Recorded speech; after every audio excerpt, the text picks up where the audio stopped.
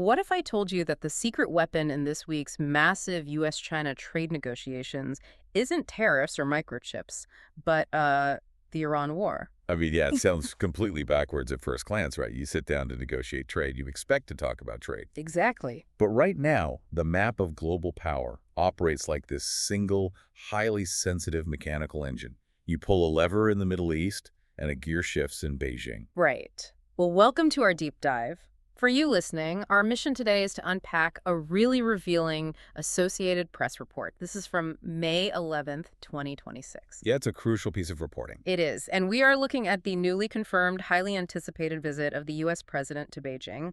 The dates are locked in, May 13th to May 15th. May 13th to 15th, yeah. We're going to explore why this specific trip is, well, it's less about diplomatic red carpets and completely about high-stakes global leverage. So as a layman looking at this, how does a conflict in the Middle East suddenly crash a diplomatic party in Beijing? Well, we have to start by looking at the stage being set for this visit. Specifically, we need to contrast the current reality of 2026 with that famous 2017 visit. Oh, right. The vibe is entirely different now. Let's break that down. Yeah, let's do it. Because the itinerary for this week is packed. We have a formal welcome ceremony, a one-on-one meeting, a tour of the Temple of Heaven, a state dinner, tea, and a working lunch. Right, it sounds like a lot. On paper, it sounds incredibly fancy. In 2017, they called that a state visit plus. The pageantry was just so over the top, they shut down the Forbidden City for a private dinner. Yeah, but that 2017 visit was built on a very specific diplomatic theory. The idea back then was that immense flattery, grand theater and personal chemistry could somehow override structural economic differences. So just wine and dine away the trade war? Exactly. But the AP report highlights political analyst Ali Wine. He points out that, sure, Beijing will absolutely try to make this current visit feel extraordinary, but that kind of pageantry just doesn't carry diplomatic weight anymore. The illusion is dead. Totally dead. The illusion that a nice dinner can solve a trade war is over. The structural differences, they actually are the relationship now. Which makes sense. I mean, Anna Kelly, the White House spokesperson, stated this very clearly. The U.S. side is prioritizing actual results over symbolism. Symbolism is a luxury for a stable era. Yeah. And we are not in a stable era. So it's like a couple having a wildly expensive anniversary dinner at a fancy restaurant while aggressively negotiating a prenup under the table. That is the perfect analogy. The dinner is just for the cameras. The prenup is for the survival of their respective economies. The U.S. is coming to Beijing looking for very specific, tangible results. Right. And to get those results, they have to address the largest variable currently disrupting the global economy. Which brings us to the Middle East. This is the biggest, most unexpected bargaining chip sitting on the table in Beijing. Exactly. Specifically, the ongoing Iran war and the crisis in the Strait of Hormuz. The Strait of Hormuz, that's a 21-mile-wide choke point. Very narrow, yeah. A massive percentage of the world's daily oil consumption passes through that narrow stretch of water. And right now, because of the war, Iran is threatening those shipping lanes. Right. They're using these small, cheap drones to menace massive oil tankers. Which disrupts global energy shipping. Yeah. Insurance rates for cargo ships skyrocket.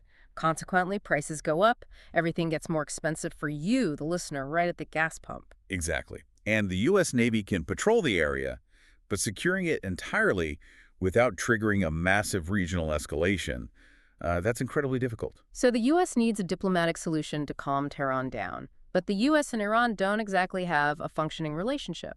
No, they don't. And this is exactly where China enters the equation. Okay, explain that connection. Well, China is virtually the only economic lifeline Iran has left. Western sanctions have effectively cut Iran off from the global financial system.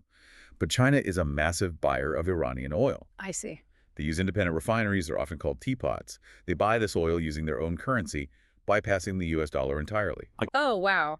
Actually, what this means is that China holds the purse strings. They absolutely do. If Beijing threatens to stop buying that oil or halts their infrastructure investments, the Iranian economy faces immediate collapse. Yes, that is the mechanism of the leverage. The U.S. desperately wants China to use that financial leverage to get Iran to step back. To stabilize the Strait of Hormuz. Right, and let global energy shipping return to normal. Simply put, the U.S. is asking a business rival to go calm down a noisy neighbor because only the rival has the neighbor's phone number. It goes deeper than just having their phone number. The rival is the neighbor's only paying customer. The leverage is absolute. Wait, but think about the dynamics of these May 13th to 15th meetings. If China does this, if Beijing actually delivers a massive geopolitical win for the U.S. by fixing the energy crisis, they aren't going to do that for free. No, not at all. And this is exactly how the Iran war spills over into the trade war. If China stabilizes the Middle East, it drastically elevates their negotiating position in Beijing. So they walk into the room expecting major concessions on the trade disputes. Precisely. Okay, let's pivot to those actual trade disputes. The core disagreements waiting on the table.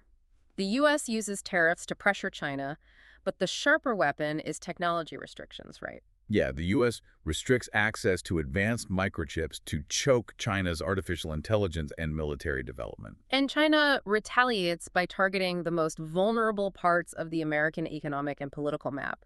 They cut their purchases of U.S. soybeans. Right. And soybeans are not just a random crop. It is a highly calculated target. Because soybeans hit the American Midwest. If farmers suffer financially, politicians in Washington feel the heat immediately. Exactly. Furthermore, China restricts the export of rare earth minerals. This is another area where we have to look at the mechanics. Right, let's break that down. It's not just that China has these minerals in the ground.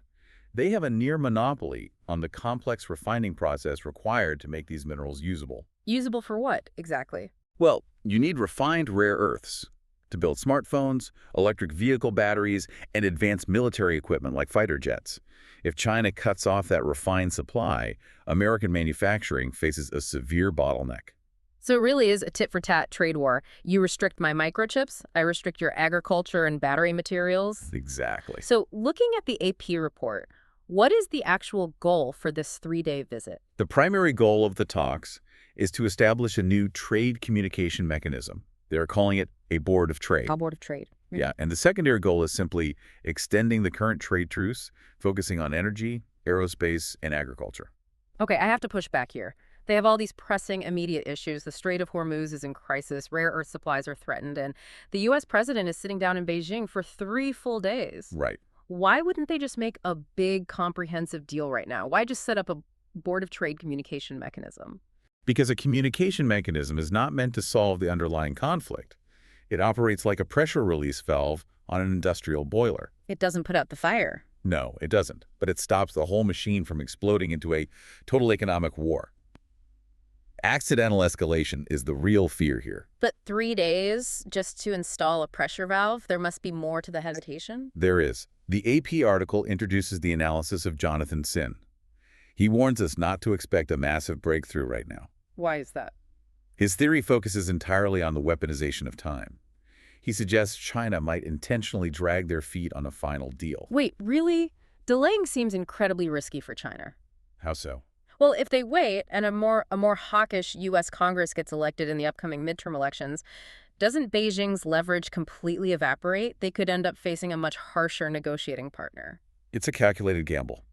Chen's argument is that the political pressure on the current U.S. administration to secure a visible win for the voters increases dramatically right before the election. Oh, I see. Yeah, as November approaches, the U.S. might be willing to offer better terms just to get a deal done and claim a victory. China knows the American political calendar just as well as Washington does. I want to make something very clear for you listening. We are just reporting the strategic maneuvers and theories outlined in the AP article. Right, absolutely. We are simply unpacking the political chess match exactly as analysts describe it. We are not endorsing a side. No, we are just looking at the board. Yeah. And the board tells us that waiting might be China's strongest play. Combining the immense pressure of the U.S. midterms with the immediate leverage of the Iran war gives Beijing significant negotiating power. Exactly. So we have the trade war, we have the Middle East crisis, we have the looming midterm elections. But reading through the sources, there is a silent variable here. Yeah, something that never really leaves the room. The security issue. Specifically, Taiwan. The AP article mentions Taiwan, but it is notable that it is not the main axis of this specific May 13th to 15th visit. No, it's mentioned, but it's not the headline. And that detail is deeply revealing about the architecture of the U.S.-China relationship. How so? Well, trade, soybeans, energy, these are transactional issues. You can negotiate prices, you can negotiate tariffs. Right. But security and territorial integrity are existential issues.